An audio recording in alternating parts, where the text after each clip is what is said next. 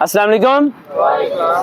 अरमिश साहब ने एक टॉपिक दिया हमें, वो कह रहे हैं डिप्रेशन से कैसे निकलें। और पाकिस्तान में इस टाइम 80 to 90% लोग डिप्रेशन में जाते हैं। इवन के शुगर के मरीज़ बने हुए हैं माँ बाप, और बच्चे छोटे छोटे मैंने ऐसे देखे हैं, राइट, उनका ब्लड प्रेशर हाई लो हो रहा होता है। और मैं बड़ा हैरान होता हूँ ये बात देख के, सब क्राइटेरिया देख के कि 6ठी 7वीं क्लास के बच्चों के साथ भी ये सिचुएशन अब चलनी शुरू होगी। अब ये वीडियो जो सुन रहे हैं या यहाँ पर जो बैठे हैं, अगर वो सच बर्दाश्त कर सकते हैं तो हज़म कर लेना, अगर झूठ सुनना है तो यहाँ बैठने का फ़ायदा नहीं है। क्योंकि मैंने सारी बातें बोली हैं सच्ची, थोड़ी होंगी कड़वी, लेकिन उन्हें थोड़ा बर्दाश्त करना थोड़ा मुश्किल हो जाता है। डिप्रेशन होता कैसे?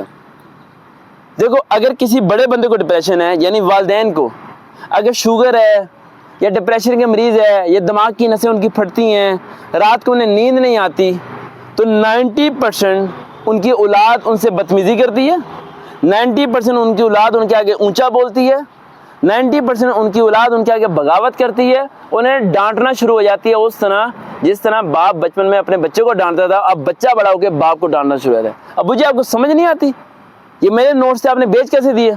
अबू मैंने 1000 रुपये रखा था, किधर गया अबू? यहाँ पर रोज़ाना पैसे ख़त्म कर देते हैं। आपको समझ ही नहीं आती, आपको अक्ल ही नहीं है, आपको पता नहीं मैंने किस यूनिवर्सिटी में जाना है, मैंने यूनिवर्सिटी में जाना है, मुझे 70,000 रुपये चाहिए। अबू कहते हैं बड़ी बेटा मैं एडजस्ट करूँ, कहाँ से? मेरा साथ वाला गया हुआ है। आप लोग क्या कर रहे हो?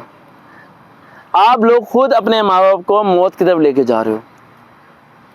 कैरियर काउंसलिंग के बारे में हमेशा लोग मेरे से ना पूछते रहते हैं कि कैरियर काउंसलिंग क्या होती है। कैरियर काउंसलिंग मैं अगर किसी की करूँगा तो मुझे 6 महीने लग जाते हैं प्रॉपर कैरियर काउंसलिंग करने में, लेकिन अगर फाइनल डिसाइड करना है जल्दी में तो फिर भी मुझे 6 वीक्स कम से कम लगते हैं। जब मैंने ग्रेजुएशन की थी तो मैं यूनिवर्सिटी गया एडमिशन लेने के लिए, तो तमाम यूनिवर्सिटीज़ के मैंने प्रॉस्पेक्टस ले लिए। लेने के बाद मैं अपनी सर के पास आया और कहने लगे कि वकार कहाँ एडमिशन ले रहे हो? मैंने कहा सर वहाँ एडमिशन ले रहा हूँ, यहाँ फीस सबसे कम है। कह रहे यार तुम तो पढ़ने वाले बच्चे हो यार, तुम्हारे नंबर ही बड़े अच्छे हैं, तुम उस यूनिवर्सिटी क्यों नहीं लेते जो हाई रैंक है? मैंने कहा सर उसकी फ़ीस बहुत ज़्यादा है। कह रहे कोई मसला नहीं यार, एक ही बार ही पढ़ना है। मैंने कहा सर मेरी स्टडी का ताल्लुक मेरे वालिद साहब की सैलरी से है, मैं नहीं चाहता कि अपने बाप को कहूँ कि गाँव की ज़मीन बेच दे, मैं नहीं चाहता वो अपना मोटरसाइकिल बेच दे या वो डबल टाइम नौकरी करे और सर के बाद सारे उड़ जाएं और उसकी बुरी हालत हो जाए सिर्फ मुझे ग्रेजुएशन या मास्टर कराने के चक्कर में। क्या क्या कभी आप लोगों ने ऑब्जर्व किए कि एक बच्चा मैट्रिक करता है लोअर बोर्ड से, और एक बच्चा मैट्रिक करता है प्राइवेट, और एक बच्चा रेगुलर करता है, एक बच्चा 70,000 रुपये फीस दे के करता है, एक बच्चा 5-10,000 रुपये फीस दे के करता है? क्या दोनों की डिग्रियों के रंग अलग होते हैं, एक जैसे होते हैं? कैसे होते हैं? एक जैसे होते हैं। तो यानी कि इन सब लोगों ने एक दूसरे को क्या बनाया हुआ है? बेवकूफ़। क्या बनाया हुआ है? बेवकूफ़ बनाया हुआ है। और आप लोग बेवकूफ़ बनते जा रहे हो, बनते जा रहे हो, बनते जा रहे हो, और सारी की सारी कौम इस तरह बेवकूफ़ बन रही है। जब डिग्री का कलर एक जैसा है तो डिग्री में ताकत नहीं होती। माजिद मैं तुम्हें समझाता हूँ ये बात, बंदे में ताकत होती है। किस में ताकत होती है? बंदे में। कि उस डिग्री का इस्तेमाल कैसे करता है, वो कैसे उस चीज़ को रोल प्ले करता है। हमारे यहाँ डिप्रेशन की वजह सिर्फ 5 हैं जो मेन है, मैं आपको बता देता हूँ। बचपन से लेके बड़े होने तक हम सबको लग जाते रहता है। हम सबके ख़ानदान में एक ऐसा शख्स होता है जिससे आज आप लोगों को बचाने का मेरा मकसद है, और मैं चाहूँगा कि आप लोग उससे बच जाएं। एक ऐसा शख्स होगा जो आपके माँ बाप से भी राज़ी होगा। अब गौर से सुनना, उसे तलाश कर लेना अपनी आंखों के अंदर, लेकिन कह जाए कि अपनी अम्मी को ना बताना। एक ऐसा शख्स होगा जो आपके माँ बाप से भी राज़ी होगा और आपके माँ बाप के दुश्मनों से भी राज़ी रहेगा। एक ऐसा शख्स आपके ख़ानदान में होगा, आपके अब्बू का भाई हो सकता है, आपकी अम्मी का भाई हो सकता है, सगे खून में होगा। एक ऐसा शख्स जो आपके घर वालों से राज़ी होगा और उनसे भी राज़ी होगा जो आपके घर वालों के क्या हैं? दुश्मन है। वो न्यूट्रल रोल प्ले कर रहा होगा और आपको लगेगा वो वन साइडेड है। वो वन साइडेड नहीं है बेटा, वो ट्रिपल साइडेड है। सर आजकल तो तकरीबन कोई भी न्यूट्रल नहीं है जी, आधे से ज़्यादा कोई भी न्यूट्रल नहीं है आजकल। आजकल क्या कर रहे हैं? क्या कर रहे हैं आजकल लोग? आपको क्या लगता है? आजकल इधर की बात उधर और उधर की बात इधर। इधर जब हमारे साथ होते हैं, इधर हमारे साथ होते हैं उनकी बुराइयां करते हैं, और जब उधर होते हैं तो हमारी बुराइयां करते हैं। ये क्यों करते हैं? हमारी बुराई उधर जाके, उधर की बुराई इधर जाके, क्योंकि हमारे घर में से एक शख्स ऐसा होता है जो हमारे घर की जो बुराइयां होती हैं ना, वो उसे बता रहा होता है। जैसे कि सास अपनी किसी दोस्त को ये बता रही होती है कि मेरी बहू ने आज रोटी सही नहीं बनाई, वो मोहब्बत में बता रही होती है, लेकिन वही बात आगे जाके पूरे मोहल्ले में फैल रही होती है, पूरे खानदान में फैल रही होती है। हमारे घर का कोई एक फ़र्द बिक चुका होता है या उसके साथ मिल चुका होता है, और एक अल्फाज आप सुनते हो कि बेटा कि बंदे ने उसका माइंड वॉश कर दिया। और बड़ी बार आप ये अल्फाज सुनते होंगे कि ये तो बड़ी उम्र का है, इसे किसने बातों में लेके आना था।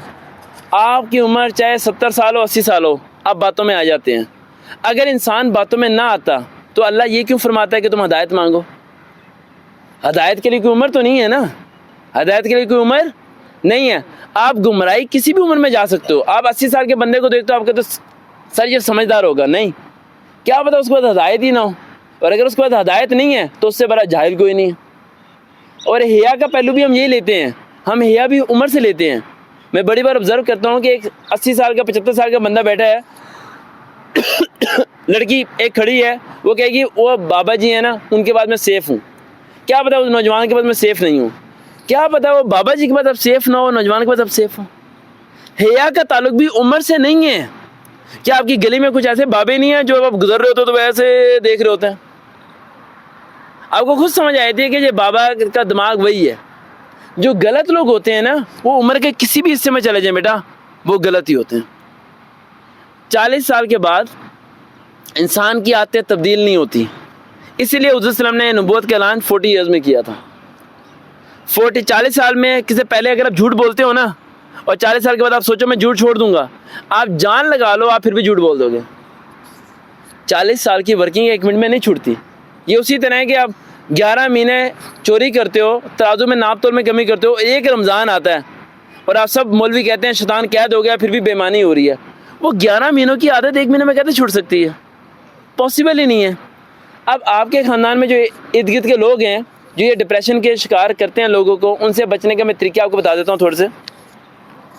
पहला पॉइंट ये बात ध्यान में रखें,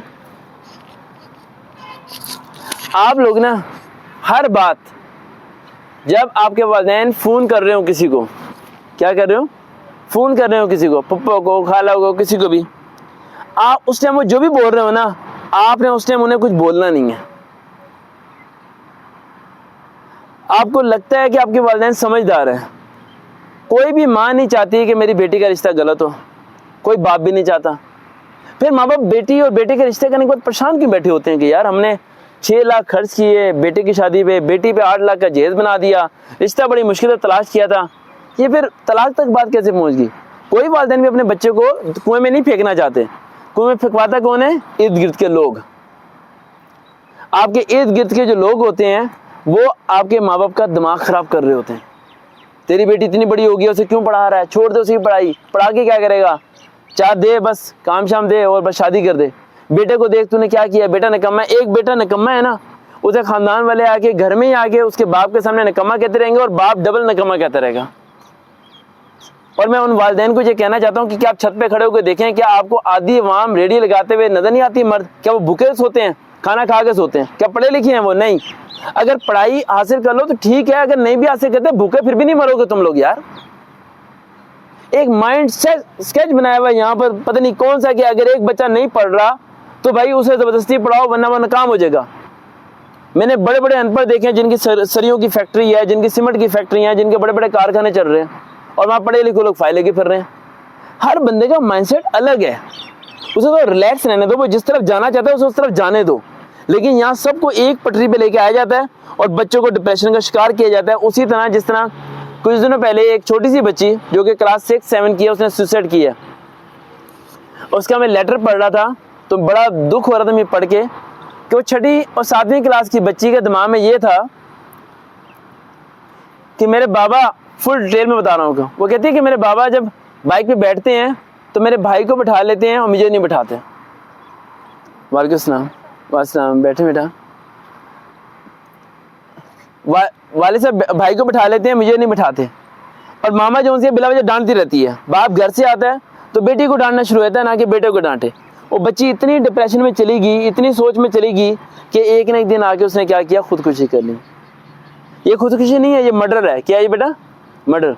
क्या पता आपको कोई शख्स एक ऐसे अल्फाज बोल दे जिसके बाद आपका दिल इतना टूट जाए कि आप पूरी रात रोते रहें और आपकी आंख बिना इजाज़त आंसू बहाती रहे और आप उसे रोक भी ना सकें, और अगले दिन आप घर छोड़ के भाग जाएं या अपने आप को मार दें, तो अगले दिन तो आप मर गए हो। लेकिन क्या किसी को पता है कि आपका किसी ने मर्डर किया? नहीं। वो मर्डर किसने किया? जिसने वो वर्ड्स बोले थे। कभी कभार माँ बाप बच्चों को बोल रहे होते हैं तूने मेरा नसीब खराब कर दिया, तू गंदी औलाद है। गंदी औलाद उसे कहते हैं जो वालिदैन की बात ना माने। गंदी औलाद उन्हें थोड़ी कहते हैं जो मैट्रिक में फेल हो जाए। और ये कौन कलवा रहा होता है? हमारे खानदान के लोग कलवा रहे होते हैं और टेंशन में डाल के रखा होता है हर वक्त हमारे घर वालों को और इर्द गिर्द के लोगों को। पर अगर कोई बच्चा अरमल जैसा बाइक पे निकलता है बाहर और सीवी लगाता है बाइक के आगे और जाता है सीधा किसी को सीवी ड्रॉप करने के लिए, तो पूरे मोहल्ले को पता होगा ये जॉब के लिए जा रहा है। आधा मोहल्ला शाम को इनके घर आया होता है, हाँ जी उसकी जॉब लगी या नहीं लगी। इतनी फिक्र मोहल्लेदारों को है इसकी कि जैसे कि इसकी जॉब होती है उन्होंने रिश्ता दे देना है और फटाफट रुखसती हो जानी किसी की। समझ नहीं आती ये गैर बंदों को आपकी लाइफ में इतना इंटरफेयर किस बात का है।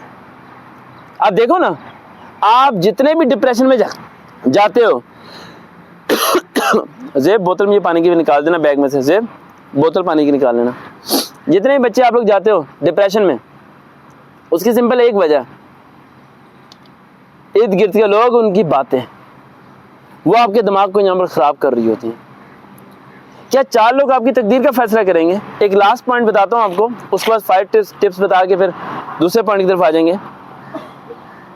एक लड़की ने मुझे कॉल की, जिस तरह आप जीटी पायलट के लिए कह रहे थे कुछ दिनों पहले। वो मुझे कहती है कि सर घर वाले कह रहे हैं इंजीनियरिंग रख लूँ, लेकिन मेरे तायाबू कह रहे हैं मेडिकल रख लूँ। सर बताएं मैं क्या रखूँ? मैंने कहा जो इंजीनियर कह रहा है बंदा वो क्या है? कहती सर वो मिस्त्री है। मैंने कहा जो डॉक्टर का मशवरा दे रहा है वो क्या है? कहती वो प्लम्बर है। मैंने कहा बेटा, कहती मामा कह रही है इंजीनियर बन जाओ।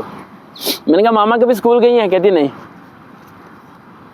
इसका मतलब ये है कि हम सब लोगों को वो लोग गाइड कर रहे हैं जिन्हें खुद को कुछ पता नहीं है। सबसे बड़ा मेंटली प्रॉब्लम यहाँ पर ये है कि गाइडिंग पर्सन नहीं है हमारे पास। हमें तो वही करना चाहिए ना जो हमारे लिए सही, हमें जिसमें इंटरेस्ट है ना। हमें पता ही नहीं होता हमारे लिए सही किया। अब एक छोटे बच्चे को 7 साल के 5 साल के 4 साल के बच्चे को यहाँ छोड़ दें आप और सामने कोयले जला दें, वो किस तरफ जाएगा? कोयलों की तरफ, जलते हुए कोयलों की तरफ। और कोयले उसके हाथ को क्या करेंगे? जला देंगे। आप उसे उठाएं फिर नहीं हटेगा, आप फिर हटाएं फिर नहीं हटेंगे। कैसे हटेगा? जब उसे 2 लगाएंगे। मैं उस तरह का टीचर हूँ। अगर मेरे से गाड़ने चाहिए तो मैं आपको पहले समझाऊंगा, नहीं समझोगे फिर 2 लगाऊंगा। लेकिन उस टाइम आप रोगे। लड़कियां मेरे पास आके तैयारी करती हैं, रोती हैं बेचारी, राइट? लड़के रोते हैं, लेकिन जब मंजिल मिल जाएगी, ये माजिद बहुत रोया था, ठीक है? तो जब आप लोग इधर 6 महीने बाद स्टडी दोबारा स्टार्ट करवाई है, ठीक है? और इसने दोबारा स्टार्ट किया स्टडी। पहले इसने स्टडी छोड़ दी थी, अब नहीं पीछे हटेगा जी, इसे समझ आ गई है। तो ये बात है, मैं ना एक बंदा आपके सर पे होना चाहिए जो ज़बरदस्ती आपसे काम कराए, लेकिन आपको इतना पता हो कि ये बंदा मेरा फ़ायदा सोच रहा है। तो कुछ वक्त के बाद जो ट्रेनर पर्सन होता है ना, जो सही लाइफ की ट्रेनिंग देता है, लीडर जिसे कहते हैं। जितना दंगल फिल्म में देखा था, आमिर खान अपनी बच्चियों को नहर में फेंक के आया था, तो बच्चे कहते हैं अब्बा जी बचाएं, तो वो आगे से क्या कहता है? आज तो मैं तुम्हें बचा लूंगा, कल तुम्हें कौन बचाएगा? मरना है मरो, निकलना है तो बाहर आओ, या तो तैरना सीखो या भी डूब जाओ। तो ट्रेनर ऐसा होना चाहिए जो आपको ट्रेन करे। आप यूट्यूब पे सर्च करना मुंजिर सरवकार वहीद, वो इस टाइम मेजर है, पिंडी में ही होता है, और मैं हर बार ही आता हूँ और उससे मिलके नहीं जाता। और इस बार भी ये वीडियो सुनेगा और मैं फिर उससे मिलके नहीं जा रहा, ठीक है? और उसका गिला बहुत बड़ा है कि सर आप मेरे से नहीं मिलके जाते और मेरी यूनिट यहाँ पर ही है, और आप एक फ़ोन करें तो मैं गाड़ी लेके आ जाऊँ। उसके आप इंटरव्यू सुनोगे तो वो इंटरव्यू में आपको एक बयान दे रहा होगा कि सर ने मुझे कोई पास नहीं किया। मैं उसे सुबह 4 बजे बुलाता था, शेकन करता था, मैं कहता था ठीक है कल आना, फिर बुलाता था 4 बजे, फिर शेकन करता था, फिर कह कल आना। अगले दिन वो नहीं आया। मैंने फ़ोन किया दिन में, मैंने कहा हाँ जी क्यों नहीं आए? कह रहा सर आप कुछ कराते ही नहीं है। मैंने कहा फिर मेरे पास ना हो यार, जहाँ मर्जी जाओ। कह रहा नहीं मैंने आपके पास ही आना है क्योंकि मेरा दोस्त भी आपके पास से रेकमेंड हुआ। मैंने कहा फिर मेरे आगे आपने नो नहीं बोलनी। उसे 5-6 दिन में इसी तरह बुलाता रहा बेटा। वो इस टाइम पाकिस्तान में मेजर है। पता है मैं क्या पैदा कर रहा था उसके अंदर? सब्र। अपने दुश्मन को दिमाग से मारा करो, हाथ से ना मारा करो। तुम सब लोग अपने दुश्मन को हाथ से मारते हो, इसलिए तुम सबको शिकस्त होती है। जिस बात में आगे बोलना शुरू हो जाते हो उसके आगे कभी आप लोग नहीं सुनोगे मैंने अपने दुश्मन का नाम लिया हो किसी वीडियो में, क्योंकि मैं उसकी इतनी औकात नहीं समझता कि मैं उसके लिए 2 सेकंड ज़ाया करूं। ये लेवल रखो अपने दुश्मन का। तुम्हारे खानदान में भी तुम्हारे बुरा सोचते हैं, तुम उनके बारे में डिस्कशन ही ना करो यार। क्या इतना फारिग वक्त है तुम लोगों के पास, तो तुम ये डिस्कस करो कि वो तुम्हारे बारे में क्या डिस्कस कर रहा है। अपना रास्ता एक नाप लो, उस पर कॉन्टिन्यूसली वर्क करो। और एक बात ये मैंने जो स्ट्रगल करते हैं ना, और अगर आपके साथ एक गाइडिंग पर्सन है जो गाइड करने वाला है, तो मंजिल मिल जाती है। लास्ट टाइम यही सेशन था और एक लड़की थी जिसकी मैंने वीडियो अपलोड की थी, वो इस टाइम में AFNS में हो गई है, आर्मी में। देखा था नकाब वाली लड़की थी एक, पता नहीं क्या नाम था उसका। सर एक तो फैसल मस्जिद में हुआ था ना सेशन। हाँ, वहाँ से भी एक लड़की थी, वो भी हो गई थी। तो लास्ट टाइम जो लड़की थी वो रेकमेंड हो गई थी, इस टाइम वो ट्रेनिंग पे गई भी है, मैंने उसने लाजमी आना था। अब डिप्रेशन से निकलने से 5 पॉइंट बताता हूँ, फिर अपने आते हैं टॉपिक्स की तरफ, ताकि हम उन टॉपिक्स की वीडियो बनाएं। ये 5 पॉइंट आप लोगों ने जेहन में रखने हैं। पॉइंट नंबर 1, रोज आना, अब जो पॉइंट बता रहा हूँ इसे अप्लाई करके देखना है। रोज आना कम से कम आधा घंटा आप लोगों ने अकेले बैठना है, तन्हाई में, रेगुलर आधा घंटा। आप छोटे हैं बड़े हैं जिस मर्जी एज के हैं, आपने आधा घंटा तन्हाई में बैठना लाजमी, गौर फिक्र करने के लिए। अब आप कहेंगे तन्हाई में क्यों? ये पैगंबरों की सुन्नत है। किन की सुन्नत है? पैगंबरों। हज़रत याकूब अलैहिस्सलाम जब परेशान होते थे तो जंगलों की तरफ चले जाते थे। यूसुफ अलैहिस्सलाम जब परेशान होते थे तो अलग कमरे में बैठ जाते थे। यूसुफ जब परेशान होते थे किसी और तरफ चले जाते थे। मैं आपको सारी बातें वो बताऊंगा जो इस्लामिक से होंगी, ठीक है। यानी तन्हाई इतने फ़ायदेमंद है, तन्हाई इतने फ़ायदेमंद है क्योंकि उस टाइम आपका अल्लाह का राब्ता हो रहा होता है, पब्लिक में नहीं हो रहा होता राब्ता, अकेले में हो रहा होता है। पॉइंट नंबर 2, आज के बाद उन सब लोगों को अपने ब्लॉग्स में डाल देना है जो आपकी बात को समझते नहीं है और आपके पास उन्हें समझाने का टाइम नहीं है। सर वो मैं मैट्रिक के बाद ना GD पर बनना चाहता हूँ, तुम नहीं बन सकते। उसे ये ना कहो मैं बन के दिखाऊंगा, कहो सर 2 मिनट वेट करें, ब्लॉक। लाइफ में इतना बड़ा साइकिल बिन बना लो, इतना बड़ा साइकिल बिन, जो बंदे तुम्हें सबको डिस्करेज करते हैं, उठाया डस्टबिन, और डस्टबिन से रिस्टोर नहीं करना। अगर कोई माफ़ी मांगे तो माफ़ कर देना, लेकिन दोबारा रिस्टोर करके अपने आइकन में मत लेके आना। एक को निकाल दिया सो निकाल दिया। तुम तना चलना सीखो, सारे लेना बंद करो। 4 लोग तुम्हारी तकदीर का फैसला करें, ये दिमाग में कभी भी नहीं होना चाहिए। तुम लोग कौन हो इस बात को समझो। देखो इस टाइम मोटिवेशन स्पीकर किसी बड़े बड़े हॉल में इवेंट करते हैं, 5-5 हज़ार सेशन की फीस चार्ज करते हैं। क्या हम इन चीज़ों के मोहताज हैं? हम पार्क में बैठ के कर रहे हैं। अल्लाह ने पूरी दुनिया की ज़मीन हमारे लिए रख दी, हम जिस मर्जी पार्क में जिस मर्जी जगह पर खड़े होकर इवेंट कर सकते हैं। तो अपने आप को ना मजबूरियों से निकालो बाहर। मेरे पास बाइक होगी तो मैं करूँगा, मेरे पास अच्छा कमरा होगा तो मैं करूँगा, मेरे पास लिविंग स्टैंडर्ड हाई होगा तो मैं करूँगा। जो 4 कपड़े हैं ना बहुत हैं, इसमें बहुत बड़े तुम डिसीजन ले सकते हो, बड़े बड़े डिसीजन ले सकते हो जो तुम सोच भी नहीं सकते कभी। समझ आ रही मेरी बात है? तीसरा point, that is the most important point,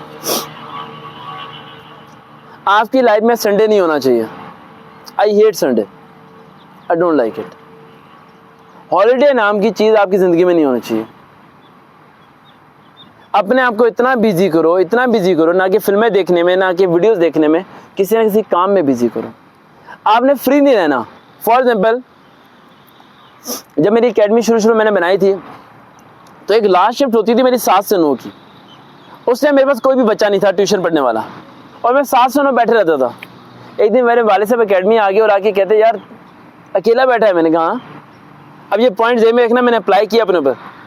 क्या मैंने कहा अकेला बैठा हूँ? कह रहे लड़का कोई है नहीं पढ़ने वाला, तो आजा बस बंद करके आजा। मैंने कहा नहीं, मेरी ड्यूटी 9 बजे तक की है। मैंने 30 दिन 7 से 9 बैठना है, सैलरी देने का काम उसका है। मैंने 7 से 9 बैठना है। आप सब लोग अपनी ड्यूटी से ही नहीं करते तो अल्लाह सैलरी कहाँ से देगा? आप मारते हो शॉर्टकट, सारे का सारा बिलीव अल्लाह पे डाल दो। किस पे डाल दो? अल्लाह पे डाल दो सारे। 7 से 9 बैठना है और 30 दिन मेहनत करो। जो भी 1 मिनट है, 1 मिनट भी ज़ाया ना करो। संडे को फजर से पहले उठ जाया करो बेटा। संडे को अल्लाह ऑफ नहीं करता। आधा पाकिस्तान संडे को 11 बजे उठता है, या नहीं आज छुट्टी है, आज अल्लाह भी छुट्टी पे गया हुआ क्या? फजर की नमाज फजर की नमाज है। फजर की नमाज में कहीं हदीस में लिखा हुआ है कि संडे को फजर की नमाज 11 बजे पढ़ लो तुम लोग? कहीं लिखा है ये? वो यानी कि इस्लाम में भी संडे नहीं है बेटा। इस्लाम में सिर्फ वर्किंग वर्किंग वर्किंग वर्किंग, बस स्ट्रगल के अलावा कुछ भी नहीं है। इस पर फोकस करना, ये भी आई भी है। सन्नत ऊपर ऊपर वो बैठी, परिंदे भी आ जाते हैं सुनने के लिए, ठीक है। 4 पॉइंट नंबर 4 देर में रखना। आपके वालिदैन आपके पास तोहफा है, ये बड़ी बार मैं बोल चुका हूँ। वो 1 मिनट में गायब हो जाएंगे, आपको नज़र नहीं आएंगे। वो आपकी ज़िंदगी का फ़ैसला सही करें गलत करें, उन्हें मत रोको, अल्लाह को बता दिया करो कि अल्लाह अब्बू गलत फ़ैसला कर रहे हैं, अब्बू के दिल में डाल दो कि मेरा फ़ैसला सही करें।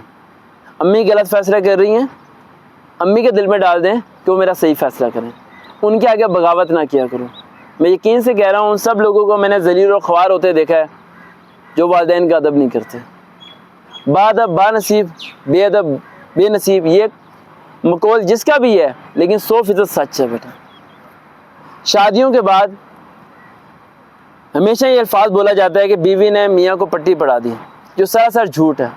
वो लड़का पहले ही ऐसा होता है जो माँ की खिदमत नहीं करता। कोई बीवी मियाँ को पट्टी नहीं पढ़ाती। मसला ये होता है कि लड़का एक कदम उठाता है, बीवी पीछे से पुश कर देती है, बस। यानी लड़का एक बारी अपनी माँ की बुराई अपनी बीवी से सुनता है, तो दूसरी बारी सुनता है, तीसरी बारी उसे आदत होने लग जाती है सुनने की, चौथी बारी उसे अपनी माँ बुरी लगनी शुरू हो जाती है। लेकिन फर्स्ट स्टेप वो खुद ही लेता है। फर्स्ट स्टेप उसे कोई और नहीं दिलवाता। ये ज़रा गलत है कि लड़कियां शादी के बाद अपने घर वालों ससुराल में तबाही करती हैं, ज़रा भी ऐसा ज़रा भी नहीं है। अगर ये सच है तो वो सास भी तो ऐसी है ना जो बहू के साथ जुल्म करती है, जिसके पाँव तले जन्नत है। अदल इंसाफ का पैमाना ख़त्म नहीं हुआ बेटा, ये बात ज़हन में रखना आप। माँ का भी हिसाब होगा, अब ये बात कोई मौलवी नहीं बोल सकता। बाप का भी हिसाब होगा, बच्चों का भी हिसाब होगा, औलाद का भी हिसाब होगा, सबका अलग अलग हिसाब होना है। वहाँ ये नहीं है कि माँ की कदमों तले जन्नत है, ये तो हदीस ही पूरी नहीं है। पूरी हदीस हमारी सुनाऊं? सुनना चाहते हैं? ये हदीस आप लोगों ने आज तक पूरी कभी सुनी ही नहीं है। अब ये सुनने वाले ये सोच रहे हैं कि किस हद तक हमारे मुल्क में लैक ऑफ द अवेयरनेस है कि माँ की कदमों तले जन्नत है। ये आपको हर जगह लिखा हुआ नजर आता है ना, ये पूरी हदीस ही नहीं है। कितना बड़ा शॉक लगेगा आप लोगों को कभी पूरी हदीस सुन के। आप सबको पता है ना माँ जन्नत है, इस्लाम में ऐसा ही नहीं। अब सुनाओ इस्लाम क्या है? हदीस हमारी क्या है? माँ के कदमों तले तुम्हारे लिए, इन्होंने तुम्हारे लिए का लफ्ज़ डिलीट कर दिया, तुम्हारे लिए जन्नत भी है और दोज़ख भी है। इन्होंने दोज़ख का वर्ड भी डिलीट कर दिया, अपने मुताबिक हदीस बना दी। माँ के कदमों तले तुम्हारे लिए, यानी कि तुम्हारी माँ नाचने वाली है, नाच पढ़ने वाली है, इबादत गुजार है, अच्छी है बुरी है, इससे फर्क नहीं पड़ता। माँ तुम्हारे लिए, तुम खिदमत करोगे तुम्हें जन्नत मिलेगी, तुम खिदमत नहीं करोगे तुम्हें दोज़ख मिलेगी। माँ जन्नत दोज़ख नहीं है, माँ का अपना करैक्टर है जिसका उसने हिसाब देना है। समझ आ रही है? इस तरह तो बाप शादी लड़का बना शादी के बाद जन्नत का दरवाजा, जिधर मर्जी जाए जिस मर्जी को गोली मारे, मैं तो जन्नत में जाऊंगा, मैं जन्नत का दरवाजा, इस तरह थोड़ी होता है। अल्लाह का सिस्टम बड़ा सख्त है। ये हदीस पहली बार सुन रहे हो ना पूरी? अब अंदाजा लगाओ कितनी यहाँ पर लैक ऑफ द अवेयरनेस है। और लास्ट पॉइंट डिप्रेशन से निकलने का, जिस पर हम टॉपिक क्लोज कर देंगे, वो आपने कुरान में पढ़ा होगा 700 टाइम्स अल्लाह सुब्हानहू व तआला फरमाता है। सपोज करो मैं कहता हूँ कि ये बच्चा झूठ बोलता है, आप कहते हो सर आप सही कह रहे हैं। मैं कहता हूँ ये बच्चा झूठ बोलता है, आप कहते हैं सर आप ठीक कह रहे हैं। मैं कहूँगा नहीं ये झूठ बोलता है, आप कहोगे सर ठीक कह रहे हैं। मैं 700 टाइम्स कहूँ तो आप कहोगे सर इतनी दफ़ा क्यों कह रहे हैं, हमें यकीन तो आ गया है। लेकिन मैं यकीन आपको क्या कर रहा हूँ, दिलवा रहा हूँ। यकीन क्या कर रहा हूँ, पक्का कर रहा हूँ। अल्लाह कुरान मजीद में 700 दफ़ा फरमाता है इंसान ना शुक्र है, इंसान ना शुक्र है, इंसान ना शुक्र है। Not only the one time, Allah एक बार ही कहता मान लेते, अल्लाह 700 टाइम्स कह रहा है इंसान ना शुक्र है, सिवाय उनके जो मुत्तकी हैं। इसका मतलब आपको जीडी पायलट हो जाओ फिर भी आप ना शुक्र रहोगे, मैं पूरी दुनिया को फतह कर लूँ फिर भी ना शुक्र रहूँगा। यानी कि हम लोगों पे इतनी ज़्यादा ये प्रॉब्लम है अंदर, हम किसी भी हाल में अल्लाह का शुक्रगुजार नहीं बनते। अगर हम लोग अल्लाह का शुक्रगुजार बन जाएं तो क्या कुछ नहीं हो सकता। अपने आप को खुद सोचा करो, अपने ख्वाब यहाँ सोच लिए, उन पे ड्रीम पे एफर्ट किया करो। और एफर्ट करते हुए ये 4-5 बातें ज़हन में रखना कि 4 लोग तुम्हारी तकदीर का फैसला नहीं कर सकते। तुम्हारे इर्द गिर्द के लोग तुम्हें हरा सकते हैं। क्या तुम इतनी जल्दी हार जाओगे? आज रोगे कल अपने ख्वाब को तोड़ दोगे, इसी ख्वाब के साथ मर जाओगे। मैं कहता हूँ कि तुम्हारा ख्वाब ज़िंदगी में पूरा ना हो, लेकिन जब तुम्हें मौत आए तो तुम्हारा ख्वाब तुम्हारे ख्वाब में तो जिंदा रहे कम से कम। यार ड्रीम रियलिटी में पूरा नहीं हुआ, यहाँ तो रहना चाहिए ना। जब मौत आ रही हो, जब भी ख्वाब यहाँ पर हो, जो भी आप लोगों ने ड्रीम सोचा हुआ है वो अल्लाह की तरफ से नहीं पूरा होता। मैं तैयारी कराता हूँ, नहीं होता, लेकिन ड्रीम को कभी खत्म नहीं करना है ना, ख्वाब को कभी ना तोड़ा करो अपने। रात को सोचते हुए रोज ना जीडी पायलट बन के सोया करो, समझिए बात। रियलिटी में जा सके नहीं जा सके वो अलग बात है, लेकिन ख्वाब में तो प्राइम मिनिस्टर बन सकते हो ना। ख्वाब तो तुम्हारा अपना है ना, अपनी मर्जी का ख्वाब देखा करो, अपनी मर्जी का खुश रहा करो, थोड़े से पैसों में अच्छी जिंदगी गुजारा करो। हर वक्त टेंशन टेंशन टेंशन डिप्रेशन में रह के पता नहीं दिमाग को तुम लोगों ने क्या कर लिया। जितनी भी आपके लाइफ में परेशानियां थी, क्या आपके परेशान होने से परेशानी हल हुई? आज तक नहीं हल हुई। और एक वर्ड बोला जाता है positive thinking, I hate this word right. एक बंदे ने गन लोड की है और इसके माथे पे रखी हुई है उसने, और ये कह रहा है positive thinking positive thinking positive, मार दे गोली, गोली मार दे, मुझे कुछ नहीं होगा, पॉजिटिव थिंकिंग। क्या ये सच है? गलत है। हमेशा रियलिटी थिंकिंग। कौन सी? रियलिटी। जेब में 10 रुपए हैं, 10 रुपए के बारे में सोचो, सोने का पहाड़ ना सोचो लालची की तरह। जो सच है उसे देखो बस। ख्वाबों की दुनिया से निकलो जो ख्वाब दूसरे किस्म के बनाते हो, शेख चिल्ली वाले, कि मैं कल ये कर जाऊंगा, कल जब होगा वो हो जाएगा। आज तक आपकी प्लानिंग कंप्लीट नहीं हुई। आज तक आप लोगों ने स्टडी को जो प्लान किया उसे आप लोगों ने फॉलो नहीं किया। आज तक आप खुश नहीं हो सके। 9 में अच्छे नंबर आ गए, 5 मिनट के लिए खुश होते हो, अगली बारी टेंशन लगी थी 10th में क्या होगा। 10 में अच्छे नंबर आ गए, टेंशन लगी थी फर्स्ट ईयर में क्या होगा, फर्स्ट ईयर के बाद सेकंड ईयर, सेकंड में नौकरी। आप अंदाजा लगाओ कभी खुश हुए आप लोग? इतनी उम्रें गुजर गई, कभी खुश ही नहीं होते आप लोग। चेहरे पे तो स्माइल ही खत्म हो गई है, कभी हंसते ही नहीं हो। हर वक्त ऐसे रहते पता नहीं दुनिया में अल्लाह ने तुम्हें भेज दिया और बस टेंशन में हो तुम लोग। इन चीजों से निकलो बाहर यार। परेशान होने से कुछ नहीं होगा। जितनी परेशानी आया करें उन्हें वेलकम किया करो खुशी के साथ। ये भी बहुत परेशान होती है, इसके चेहरे से नजर आ रहा है मुझे, और हमें भी परेशान करती है, हमें भी टेंशन ले लेके ना ये इसके चेहरे से मुझे नजर आ रहा है। ऐसे बच्चों के साथ मसला ये होता है बेटा, ये बचपन से ना बचपन से नहीं, मुझे आपके फेस से नजर आ रहा है, ठीक है। अब आप थोड़ी खुश हो रहे हो बस। बचपन से ना कुछ बच्चे ऐसे होते हैं, ठीक है, जो उन्होंने क्राउड नहीं देखा होता, और इनकी परेशानी की सबसे बड़ी वजह होती है घर में इन्हें कोई प्रॉपर्ली उस तरह सपोर्ट नहीं करता। आप सब लोगों को ना एक शख्स चाहिए जो आप सबके कंधे पे हाथ रख के ये बोलता रहे कि मैं तुम्हारे साथ हूँ। सुकून की नींद सो जा बेटा, टेंशन नहीं लेनी। रोटी नहीं मिलेगी टेंशन नहीं है, लोअर आ जाना, दारा बना हुआ 3 टाइम का खाना मिल जाएगा, घर वाले निकाल दें, चपाई बिछी हुई वहाँ सो जाना, लेकिन तुम भूखे नहीं मरोगे। तुम सब लोगों के पास सरकार का नंबर है, वो माम नंबर मांगती रहती है, ठीक है। आप लोग रिलैक्स होकर बैठा करो, रात को सुकून से सोया करो कि एक शख्स है मेरी जिंदगी में जिसे मैं जब कॉल करूं, प्राइवेट नौकरी तो कहने के लगा देगा ना, अगर गवर्नमेंट नहीं भी मिलती कहने के तो अटकाएगा ना वो बंदा, कुछ तो करेगा वो मेरे साथ, किसी मुकाम तक तो पहुंचाएगा इंशाल्लाह। तो आप लोगों को तो टेंशन फ्री होना चाहिए। मेरी लाइफ में तो ऐसा कोई बंदा था ही नहीं मेरे लिए, आप लोगों के पास तो कोई बंदा खड़ा हुआ है ना। नहीं होते यहाँ पर तो हजारों रास्ते हैं बेटा, कोई एक रास्ता खत्म थोड़ी हो जाएगा। और ये बस जिंदगी में परेशानियों से लड़ना सीखो। अगर आज नहीं लड़ोगे, ये दुनिया बड़ी अजीब है, ये आपको कुचल के चली जाएगी बेटा, ये बहुत जालिम है। आप रोते हो, ये आपका मजाक उड़ाती है, आंसू साफ नहीं करती। यहाँ अजीब से लोग हैं इस दुनिया में, बल्कि मैं तो कहता हूँ जानवर नुमा लोग हैं यहाँ पर, इंसान के रूप में भी जानवर हैं। चीखते हैं, ऊंचा चिल्लाते हैं, डांटते हैं, बिला वजह एक बच्चा दब जाए तो उसे डांटते रहेंगे डांटते रहेंगे डांटते रहेंगे, उसे डिप्रेशन का मरीज पहले बना देते हैं, और बस सोचते हैं कि हम अपना रोब जमा रहे हैं और उस बच्चे को जरा फर्क नहीं पड़ता। और फिर अगले दिन क्या कह रहे होते हैं, और कुछ नहीं होता, कल उसने फिर वैसे ही हो जाना है, कल उसने वैसे ही होने वाले से टूट ही जा रहा है, वो खत्म होता जा रहा है। मैं आपको बता नहीं सकता कि मेरे अंदर कितना वो दर्द है आप लोगों के लिए, कि मुझे पता है कि एक बच्चा जब CV लेके सड़क पे फिर रहा होता है और शाम तक उसे नौकरी नहीं मिलती, तो घर आके जब वो खाना खाता है उसके सगे माँ बाप बोलते हैं मुफ्त की रोटियां तोड़ता है घर बैठ के, 14 कराई है, नौकरी कहाँ पर है तेरे पास, तो उसके यहाँ चोट लग रही होती है। वो पागल थोड़ी है, वो नहीं चाहता वो कामयाब हो, उसे रास्ता नहीं नजर आ रहा भाई, उसे कोई दफ्तर में नहीं घुसने दे रहा। लड़की की बगैर इजाजत से उसकी शादी कर दी जाती है, कोई ऐसा बंदा उसे मिल जाता है जो पहले दिन से डांटना शुरू कर देता है। घर इलादा पिसरी होती है, वहां पर इलादा पिसरी होती है। तो you must remember is there last point, आप लोगों की जिंदगी में आज के बाद टेंशन नहीं होनी चाहिए। मेरा मोबाइल फोन नंबर तकिए के नीचे रख के सोया करो, ठीक है। हाँ, एक बंदा है मेरे साथ जो आखिरी दम तक खड़ा रहेगा, आखिरी दम तक, सिर्फ नौकरी तक नहीं, आखिरी दम तक।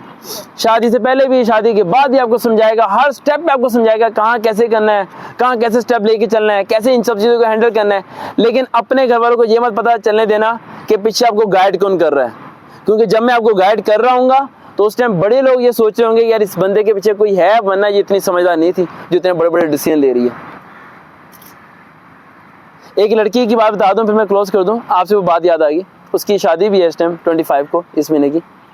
उसने मुझे फ़ोन किया, मुझे कहने लगी कि मेरा अब्बू जान रिश्ता कर रहे हैं, मुझे रिश्ता नहीं पसंद। मैंने अब्बू के सामने मना किया कि मेरा रिश्ता वहाँ ना करें। सर मैं क्या करूँ, मैं चाहती हूँ वहाँ मेरा रिश्ता ना हो। मैंने कहा अब्बू को जाके कह दो मेरा रिश्ता वहाँ कर दें जहाँ वो कर रहे हैं। कह रही सर आपसे मशवरा मांगा है, अपनी ज़िंदगी तबाह करने के लिए नहीं मांगा, मैं आपसे कह रही हूँ कि मुझे मशवरा दे मैं कैसे बचूँ। आप कह रहे हैं कुएं में छलांग मार दो। मैंने कहा देखो मेरे बेटा मेरी बात सुनो, तुम चाहते हो यहाँ तुम्हारा रिश्ता ना हो? कहती हाँ ना हो। मैंने कहा मेरी बात पे आंखें बंद करके यकीन करना पड़ेगा। अगर मैं कहूँ कुएं में छलांग मारो तो फिर मार देना है, ये मत पूछना कि सर क्यों मारूं। मैंने कहा अब्बू को कहो मैं रिश्ते के लिए राज़ी हूँ। उसने अब्बू को कह दिया राज़ी हूँ और फ़ोन करके रोती रही मेरे पे, कह रही सर आपने राज़ी करवा दिया, अब तो मेरी शादी कर देंगे, निकाह कर देंगे। मैंने कहा उस लड़के का नंबर है? कह रही हाँ। मैंने कहा उससे बात करो और उससे एसएमएस में पूछो कि तुम्हें स्मोकिंग पसंद है नहीं पसंद। देन उसने एसएमएस किया हाँ मुझे स्मोकिंग बड़ी पसंद है, मैं तो शीशा भी पीता हूँ। मैंने कहा इसका स्क्रीनशॉट लो, सेंड टू योर फादर। उसने स्क्रीनशॉट लिया, उसने फादर को सेंड किया। मैंने कहा अगले दिन क्या हुआ? कही सर रिश्ता खत्म हो गया। रिश्ता क्लैपिंग कर दो भाई, रिश्ता क्या हो गया? खत्म हो गया। बस यहाँ से खेला करो, यहाँ से दिमाग से खेला करो, हाथ मूंदने खेला करो, ठंडे दिमाग से सोचा करो। अपने घर में तुम लोग कुछ टाइम के लिए हो, लड़के भी हो लड़कियां भी। अभी घर वालों से पंगा ना लो, वो तुम्हें उठा के बाहर फेंक देंगे। समझ आई बात? घर वाले ही ऐसे हिटलर बन जाएंगे कि वो तुम्हें जीने नहीं देंगे। तरीके से चलो, सही टाइम पे सही फैसला करो। वो जो सोच रहे हो उनसे 2 कदम आगे सोचो, तुम सारे काम कर सकते हो। समझ आई ना मेरी बात? और आई होप से आप लोगों को अच्छा लगा होगा। देखते हैं चैनल वकार रियल मोटिवेशन। अल्लाह हाफिज़।